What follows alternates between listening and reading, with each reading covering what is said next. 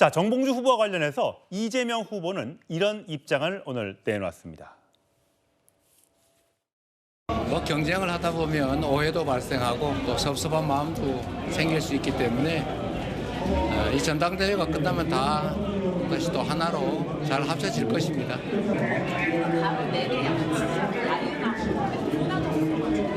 그냥 뭐 경쟁 과정에서 일상적으로 발생할 수 있는 일이다라는 생각됩니다. 네, 경쟁 과정에서 일상적으로 발생할 수 있는 일이다라고 이재명 후보가 얘기를 했습니다. 자, 당대표 후보 누적 득표율을 오늘까지 확인을 해봤더니 이재명 후보가 89.9%, 90%입니다. 10명 중 9명이 이재명 후보를 찍었다는 얘기고요. 김두관 8.69, 김지수 후보 1.42%. 나머지 후보들의 지지율은 굉장히 미미한데, 자, 김두관 후보 2위를 차지하고 있는 김두관 후보가 언론에 나가서 이렇게 얘기했습니다. 들어보시죠. 우리 당내에서도 사실은 좀 다들 시시하지만 9, 10월의 재판 결과가 워낙 엄중해서 걱정들을 많이 하고 계시죠. 본인은 전혀 유죄가 아니라고 안 나올 거라고 확신을 하던데 유죄가 만약 나오면 본인이나 우리 당이 부담은 안 되겠습니까? 예. 9월, 10월 재판 결과가 워낙 엄중해서 이재명 후보에 대한 걱정들을 당내에서 하고 있다라는 게 김두관 후보의 이야기인데 그 얘기 잠시 후에 나눠보도록 하고, 자, 김두관 후보 오늘 경선에서도 이렇게 일극체제에 대한 비판을 드러냈습니다. 들어보시죠. 우리 민주당이 강경, 강성, 개혁을 지지자하고 저는 결별해야 된다고 생각합니다. 이재명 후보께서 2년 동안 당권을 갖고 있었습니다. 왜 당권을 갖고 있는 당이 또다시 그것이 필요한지 저는 이해할 수 없습니다. 자유한국당과 민주당 역동성을 살려낼 때만이 우리는 지선 대선에서 승리할 수 있습니다, 여러분.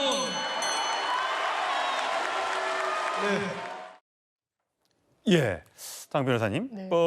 오늘 그러니까 전현희 후보가 나왔을 때는 막 함성이 터져 나왔고 정봉주 후보나 또 이렇게 김두관 후보가 나왔을 때는 야유가 터져 나오고 사실 목소리가 잘 들리지 않을 정도의 욕설도 나오고 막 그랬었습니다. 어떻습니까? 개혁의 딸, 그러니까 강성 지지자들과 민주당이 결별해야 된다라고 얘기했어요. 어떻게 생각하세요?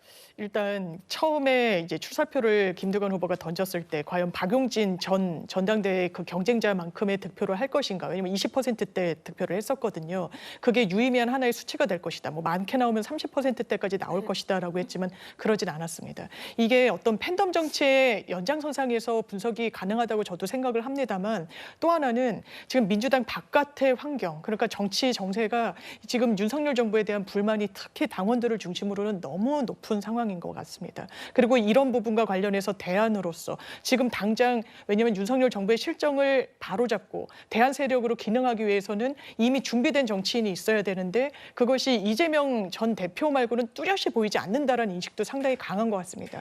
이런 반사 이익으로서의 또 이런 90%대의 수렴하는 지지율이 당원들 사이에 나오는 것도 이런 정치적인 한 현상으로 좀 보이는 부분이 있습니다. 예, 과연 김두관 후보의 이야기처럼 민주당이 강성 지지자들과의 결별을 선언할 수 있을지, 예, 뭐 아니다, 아닐 것이다라는 해석도 있고요.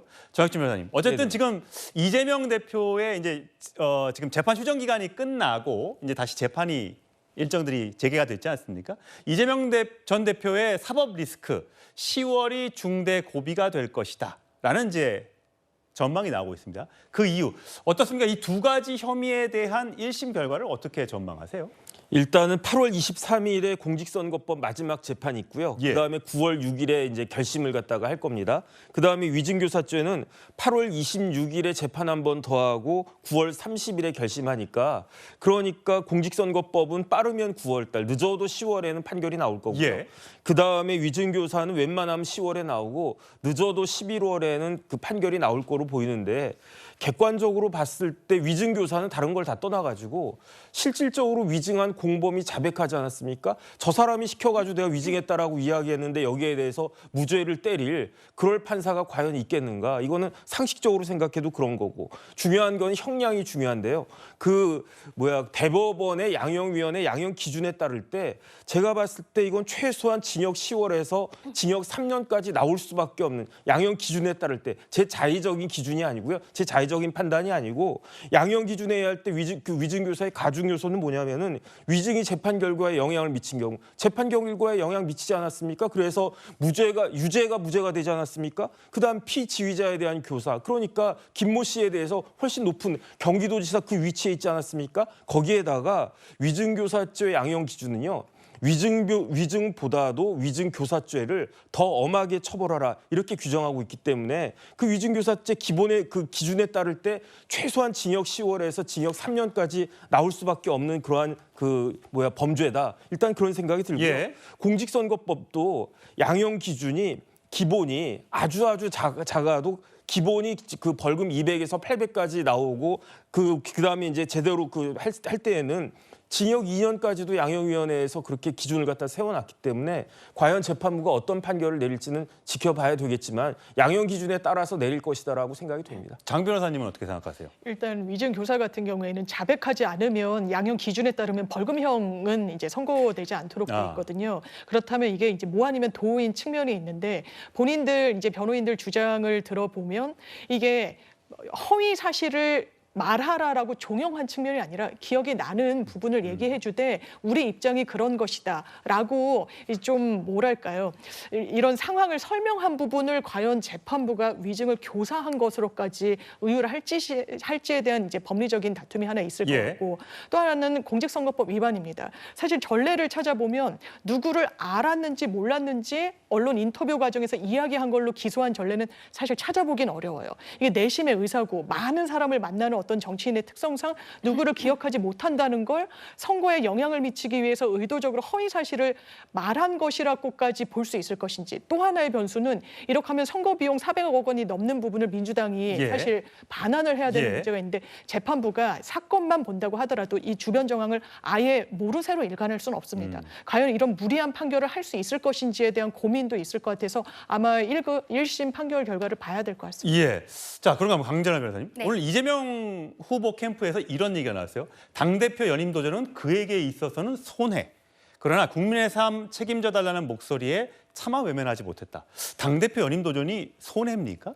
글쎄요. 그렇게 생각하는 국민들이 얼마나 있을지는 잘 모르겠습니다. 저는 개인적으로는 이재명 대표가 본인이 뭐 나오고 싶든 나오고 싶지 않던 주위에서 민주당 안에서 어떠한 적수가 없었던 것은 사실이지 않습니까? 근데 그런 것을 넘어서 이재명 대표가 당대표에 나올 수밖에 없었다라고 생각하는 이유는 지금 우리가 조금 아까 얘기했었던 10월, 11월 정도에 나올 재판 결과가 있다는 것이죠. 그게 어느 정도 예상이 되어 있는 상황이었습니다. 시기가요.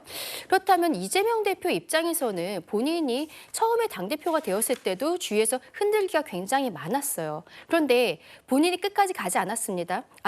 근데 이번에 당대표가 되지 않았을 때는 어떠한 본인에 있어서 다음 대권 가도를 가는 데 있어 누군가가 흔들기가 들어갔을 때 제대로 도와줄 사람이 없다. 누구를 당대표로 할 것인가? 아무리 친명 인사를 당대표로 넣어놓는다고 해도 일부라도 유죄 판단이 나왔을 때 변심할 수 있는 부분들이 있거든요. 어쩔 수 없이 본인이 당대표에 나아갔다. 그렇게 봐야 되지 않을까라고 생각합니다. 예. 자, 민주당 소식 어서 정리를 하고요.